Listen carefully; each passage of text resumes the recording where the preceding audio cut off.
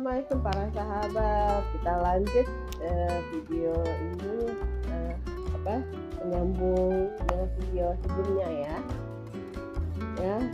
Lanjutannya mengenai SLB ayah. Jadi waktu itu ayah memilih SLB. Apakah ada pertentangan dengan ibu? Ya, waktu itu kan ayah berpikir mungkin yang lebih cocok untuk perkembangan kakak itu kakak masuk ke sekolah SLB. Tapi ibu membayangkan kalau masuk sekolah SLB B itu, SLB Tunarungu, itu yang diajarkan adalah bahasa isyarat. Padahal kakak selama ini kan sudah mengikuti terapi wicara di Rumah Sakit Hasan Sadikin dan sudah ada perkembangan walaupun ya relatif belum terlalu banyak. Masih terbatas Ya, jadi ya waktu itu kita cari-cari informasi aja. Pertama tentu yang paling dekat yang ada di Bandung, ada SLBB di Cicendo. Nah, setelah ditanya-tanya ke sana, ternyata di sana mengajarkan bahasa isyarat dan tidak mengajarkan bahasa verbal. Kemudian beliau tuh ngasih saran untuk menghubungi, waktu itu namanya Pak Edi Junaidi, yang katanya rumahnya ya di sekitar Permata juga, jadi satu kompleks dengan rumah kami waktu itu. Dan diberikan nomor telepon. Hanya sudah beberapa kali dicoba dihubungi, tidak diangkat terus. Setelah yang kesekian kali, alhamdulillah akhirnya diangkat telepon itu. Dan dia memberitahu ternyata tinggalnya itu di belakang rumah, tidak jauh ya dari rumah tempat kami tinggal. Nah, akhirnya kami temui Pak Edi Junaidi itu.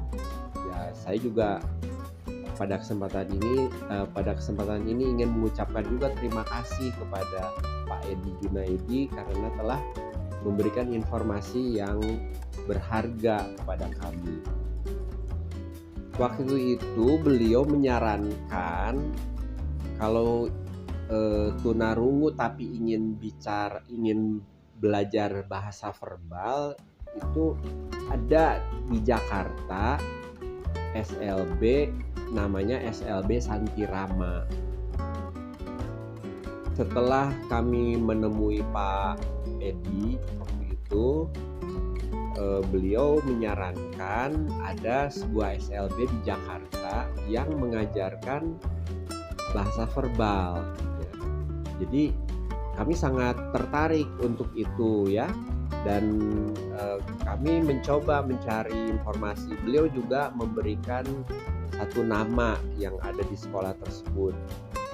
Kami datang ke Jakarta langsung dan bertemu dengan orang yang direkomendasikan oleh Pak Edi tersebut. Nah, setelah kami tanya-tanya, ya memang betul katanya di sana yang diajarkan adalah bahasa verbal. Maka kami memutuskan akhirnya, ibunya pun akhirnya setuju untuk mencoba sekolah di SLB tersebut karena ya tertarik dengan bahwa di situ diajarkan bahasa verbal sesuai dengan terapi wicara yang selama ini dijalani oleh kakak. Setelah kita survei ke sana dan diputuskan untuk kakak bisa bersekolah di sana. Tadinya kami berpikir mungkin kakak bisa dititip ya ke ada bakwonya atau uaknya ya, kakak dari ibunya Safa yang tinggal di Jakarta juga. Kemudian kami berkonsultasi juga dengan psikolog saat itu ya di Jakarta, di sekolah tersebut. Ternyata beliau tidak menyarankan kalau anak yang berkebutuhan khusus seperti kakak ini terpisah dari orang tua. Sehingga ya saya berpikir lagi bagaimana supaya kakak bisa sekolah di Jakarta, tapi ya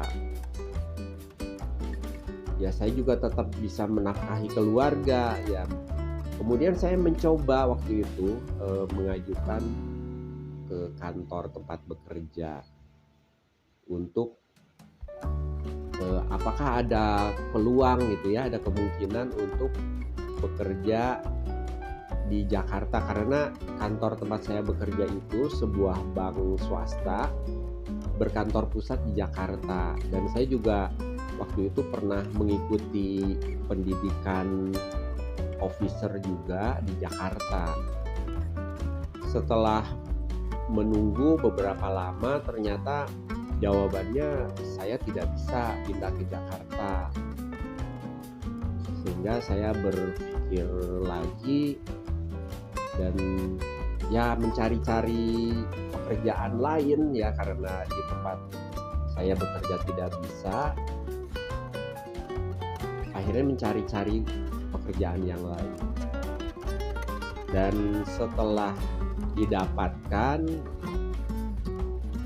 ya dengan berat hati saya terpaksa mengajukan pengunduran diri dari tempat kantor saya bekerja. Dari situ apa ya? Apakah ayah ada apa ya? Rasa ya kenapa ayah bisa rela gitu ya mengorbankan karir ayah di kantor? Ya waktu itu sih ayah berpikir ya mungkin ini salah satu jalan yang harus dijalani ya. Ya usaha itu kan pasti harus melalui pengorbanan juga. Jadi ya mungkin kita kan tidak tahu ya nasib kita akan seperti apa nanti berikutnya, ya dicoba aja. Jadi memang terpaksa ayah waktu itu keluar dari perbankan, mencoba lagi bekerja di bidang lain. Ya itulah yang harus dicoba mau nggak mau, karena ingin supaya kakak Sofa ini mendapat sekolah yang terbaik, yang saat itu ya baru didapatkan informasinya ya di sekolah tersebut. Ini waktu kita pindah ke Jakarta itu ayah sudah mendapat pekerjaan baru. Ya alhamdulillah pekerjaan itu bisa didapat ya, dan bahkan juga ada fasilitas waktu itu ya dari tempat ayah kerja yang baru itu, boleh menempati rumah perusahaan, jadi dipinjami. Ya setelah segala sesuatunya, proses perpindahannya selesai, baru ayah ajak kakak dan ibu dan seluruh keluarga untuk pindah ke Jakarta. Ya akhirnya kita pindah ya. Kemudian langsung masuk sekolah SMB. Nah cerita ibu waktu di buku itu ternyata ketika sudah masuk sekolah sana, perkembangan bicara ya, terutama perkembangan bicara kakak itu menurun. Nah itu pasti ada perdebatan ya ayah sama ibu, itu bagaimana?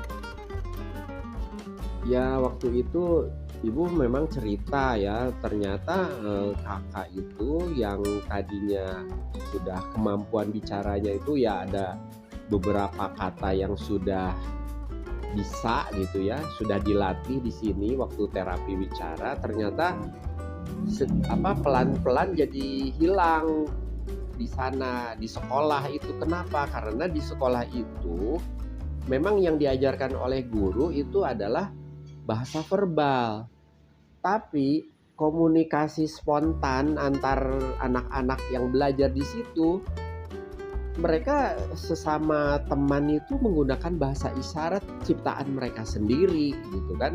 Pokoknya prinsipnya mereka bisa saling mengerti. Bahasa isyaratnya pun bukan yang standar gitu kan. Ya ibu cerita begitu. Tapi sebetulnya gurunya sama sekali tidak mengajarkan bahasa isyarat. Jadi di kelas itu yang diajarkan adalah bahasa verbal. Yang dilatih adalah bahasa verbal. Nah, sempat ya berdiskusi juga cukup alot gitu dengan ibu, karena ibu ngotot, udah kita pindahkan aja ke sekolah lain lah, mungkin sekolah umum tapi yang di sekolah itu lebih kondusif gitu ya, daripada waktu sekolah di sini di dekat rumah di Cimahi ini yang kakak itu tidak bisa bersosialisasi, tidak bisa bermain dengan teman-temannya. Mungkin cari sekolah yang lebih yang lebih kondusif gitu buat kakak. Ya akhirnya ayah mengalah gitu ya, karena ibu lebih ngotot gitu untuk udah keluarkan lagi dari sekolah SLB itu, coba lagi ke TK umum gitu kan. Ya akhirnya ayah berpikir ya udahlah, kita ya namanya juga ikhtiar ya, memang mungkin tidak langsung satu ikhtiar itu berhasil sesuai dengan apa yang kita harapkan. Jadi mungkin kita harus mencoba cara lain. Ya udah kita coba. Akhirnya ayah pun setuju untuk mencoba mencari lagi sekolah yang TK ya, waktu itu masih, karena tingkatannya masih TK, yang mungkin lebih baik, yang bisa mungkin gurunya juga bisa lebih mengerti keadaan kakak, dan teman-temannya juga mungkin yang lebih pengertian gitu dibandingkan dengan sekolah yang lama. Ya itu aja harapan ayah. Begini ya, itu kan waktu mengalami penurunan itu masih dalam waktu seminggu nih ya, bentar gitu udah langsung terlihat penurunan perkembangan bicara kakak waktu itu kan, dalam seminggu itu kan sudah terlihat. Apakah ayah tuh ada rasa penyesalan nggak gitu? Udah pindah-pindah jauh ke Jakarta nih gitu, ayah udah mengobarkan karir ayah gitu, tak taunya tidak cocok. Ya enggak sih, kalau penyesalan enggak, ayah tuh enggak pernah merasa menyesal, karena itu ya bagian dari perjalanan hidup seperti itu ya. Ada hal-hal yang tidak kita duga, ada hal-hal yang ya kadang ada kecewa, kadang ada suka duka, itu nggak apa-apa sih. Ayah waktu itu jalani aja seperti tadi ayah bilang kan, kita ya mengalir aja kalau menjalani hidup. Jadi itu itu mencari sekolah lagi, itu kan sempat nganggur nih ya kakak ya. Itu bagaimana perasaan ayah terus anakku belum sekolah? Ya sempat agak ini juga ya, agak khawatir juga, tapi ya alhamdulillah nggak terlalu lama juga dapat sekolah yang kita nilai gurunya cukup kooperatif gitu kan. Setelah dijelaskan oleh ibunya Safa, gurunya bisa mengerti. Kemudian di TK itu ada psikolognya juga, psikolog anak. Nah harapan kita mungkin di situ bisa lebih baik lah, lebih kondusif gitu untuk kakak. Ya itu ya, inilah orang pengorbanan ayah yang memang tidak langsung gitu ya untuk pengembangan bicara dan mendengar, tapi di balik itu tuh sebenarnya pengorbanan ayah itu luar biasa juga, sampai mengubahkan karir, perasaan seorang ayah juga harus kuat gitu ya, harus bisa mengelola emosi untuk berusaha kuat, karena bukan untuk hanya diri sendiri tapi harus menguatkan ibu juga ya. Terima kasih ayah. Ya, Mohon maaf kali kalau banyak dapat yang dari penting untuk kedepannya pokoknya dalam menjalani hidup ini, karena untuk keadaan seperti kakak itu kan memang tidak mudah ya. Yang penting kedepannya ya kakak tetap berusaha maksimal untuk menjalaninya. Ya masalah hasilnya kita serahkan aja kepada Allah yang Maha Kuasa. Ya Allah.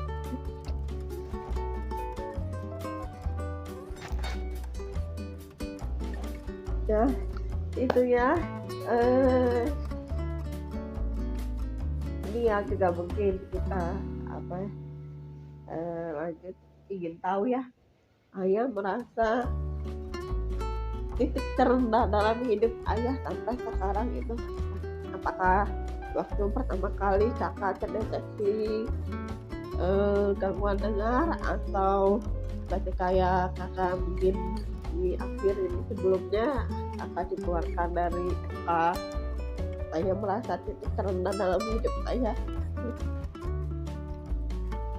Ya seperti ayah katakan ya, karena ayah tuh prinsipnya menjalani hidup ini mengalir aja, tidak pernah ada titik yang betul-betul merasa down sekali gitu ya, merasa rendah sekali. Tapi mungkin kalau yang untuk berkaitan dengan kakak ya, dengan keadaan kakak,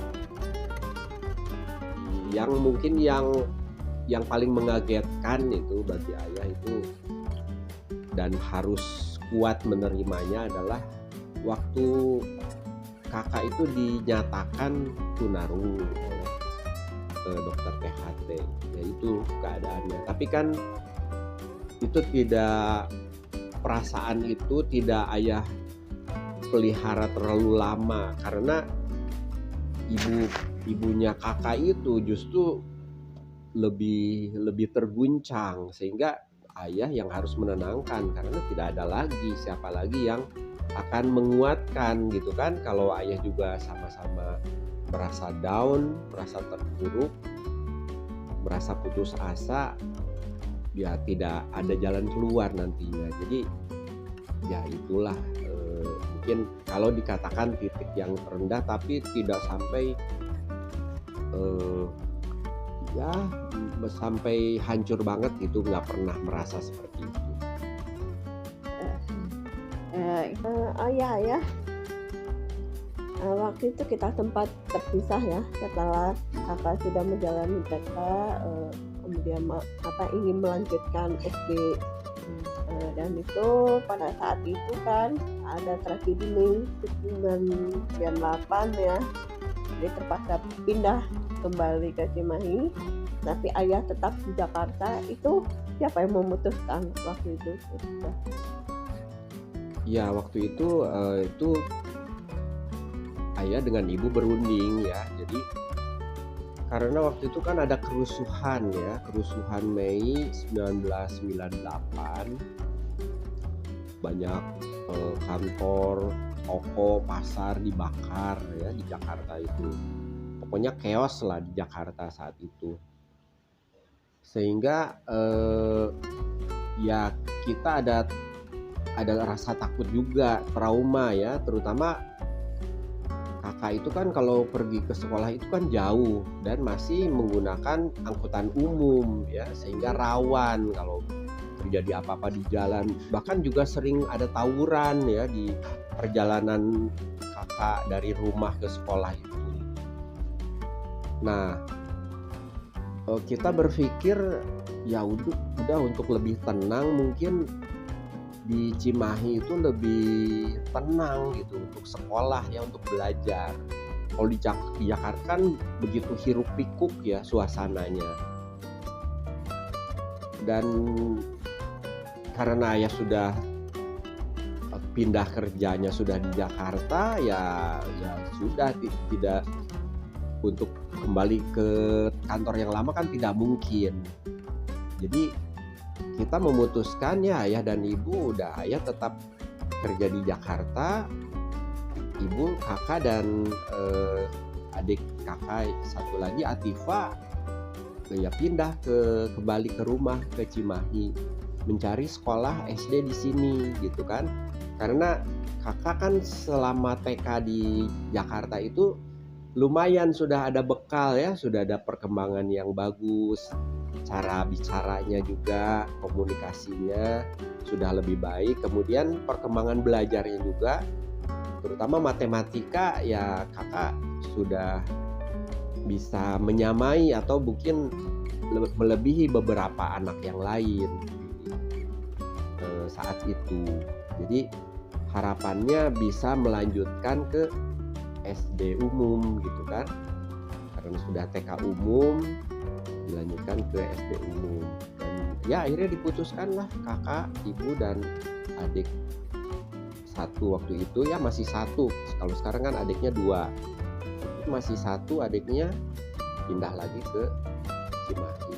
Jadi ayah pulang pergi itu seminggu sekali pulang ke Cimahi, Sabtu atau Jumat malam pulang, berangkat lagi Minggu sore atau Senin pagi. Tapi tiap hari kalau teleponan ya. Iya gitu ya. waktu itu kalau di awal-awal jadi ayah monitor terus, ingin tahu gimana kakak, gimana sekolahnya. Mungkin yang lebih tahu persis cerita kakak Sofa itu gimana pergulatan di sekolah, bagaimana belajar, gimana bergaulnya dengan teman-teman, ya ibu, karena ayah ya sudah lebih jarang ketemu kakak kan, seminggu sekali baru ketemu kakak. Kalau ibu kan sehari-hari nemenin kakak di sini. Ya, jadi itu dulu walaupun kakak terbatas pendengaran, untuk melatih mendengarnya itu ya melalui telepon. Ini ayah waktu siang hari di jam kerja ya, mungkin jam istirahat gitu, tahu menelpon kakak Safa yang kebetulan sudah pulang sekolah gitu ya. Jadi itu untuk melatih pendengaran itu melalui telepon, walaupun ya kadang suka nggak nyambung gitu ya, tapi ya itu tetap terus berlatih hingga sudah terbiasa ya untuk telepon gitu ya. Gimana perasaan ayah waktu itu?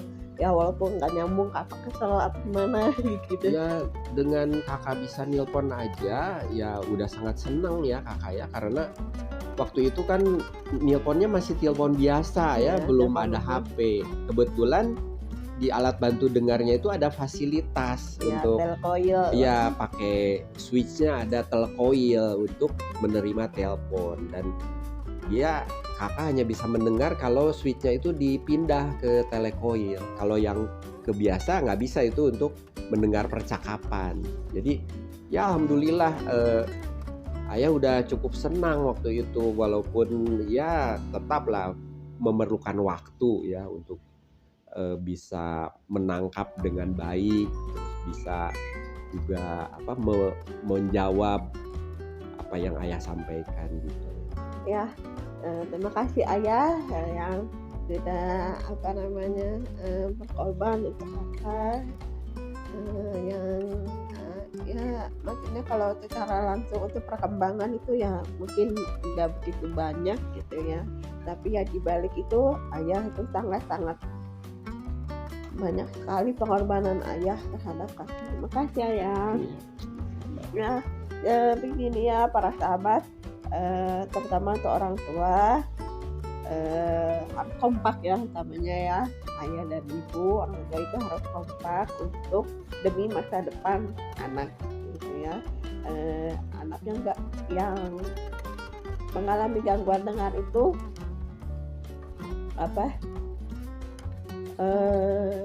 insya Allah lah ada jalan ya kalau kita mau berusaha ya.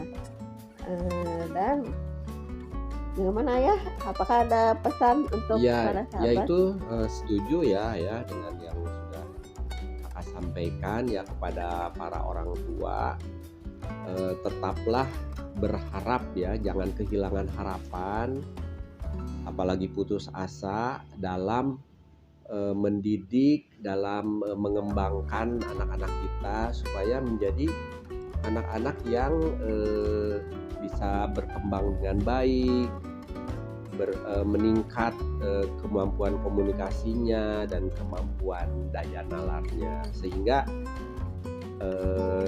tidak menjadi beban bagi keluarga maupun bagi masyarakat. Itu aja ya.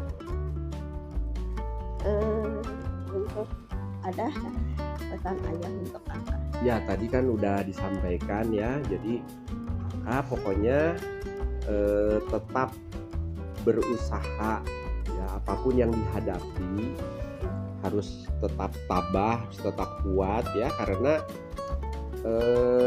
ya ada saja ya, mungkin sekarang kakak sudah bekerja di dunia pekerjaan itu juga banyak tantangannya, banyak hambatannya, sehingga harus dihadapi dengan ketegaran hati ya, dengan kekuatan juga, dan dengan usaha yang keras ya, dan juga kakak juga rajin-rajin ya berbagi dengan teman-teman, dengan keluarga-keluarga yang punya anak-anak dengan keadaannya seperti kakak ya, keterbatasan pendengaran. Mudah-mudahan ini menjadi suatu manfaat bagi mereka, untuk menyemangati mereka juga, dan untuk menambah informasi bagi mereka. Ya begitu para sahabat, terima kasih pesan-pesan ayah yang sudah disampaikan. Jadi untuk para sahabat semangat, dan kita alhamdulillah ya, kita diberi orang tua yang sayang sama kita, dan kita juga wajib menyayangi orang tua kita dan mendoakan kedua orang tua kita. Dan untuk para orang tua yang memiliki anak gangguan dengar, harus tetap semangat ya, seperti ayah itu kakak Safa ya, apalagi yang seorang bapak juga ya, yang harus tangguh ya. Oke, terima kasih sudah menonton ini. Jangan lupa like-nya ya, dan share untuk keluarga ya, terutama untuk keluarga, supaya kita supaya sesama keluarga bisa saling kompak ya, saling support, saling menguatkan. Terima kasih para sahabat. Sampai jumpa lagi ya. Assalamualaikum.